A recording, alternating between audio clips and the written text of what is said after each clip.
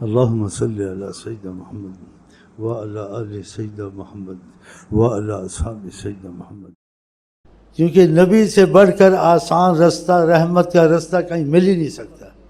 تو ہمارے آپ کے لیے ایک ہی رستہ ہے، وما ارسلناک الا رحمۃ للعالمین. بس اگر عالمین میں رحمت کہیں آئے گی تو حضرت محمد مصطفیٰ کی محبت ان سے جڑنے سے آئے گی. بس تو اس طرف آ جاؤ، بسم اللہ کر کے تسمیہ شروع کر دو، نمازیں شروع کر دو.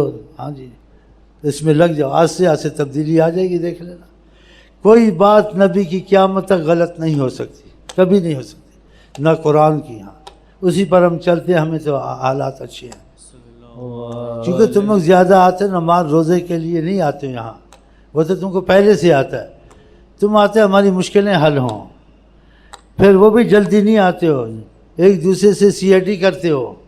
ہاں بھائی تو گیا تھا، وہ کہتے فلانا گیا تھا، اس کے حالات اچھے ہیں. اچھا اس کا نام کیا ہے؟ شیخ امین. کدھر رہتا ہے؟ ملتان میں رہتا ہے. کون سے کالونی؟ فلانا کالونی. رکشا پکڑ کے آ گیا. اتنے بڑے بڑے داڑیاں والے اور مونچھوں والے، جی ڈگری والے، انہوں نے نماز روزہ سیکھنی. یہ بچپن سے مسلمانوں کے گھر پیدا، سب پتہ ہے. یہ کہتے 7 مسئلے حل ہوتے ہیں تو نماز روزہ بھی شروع ہو جائے گا.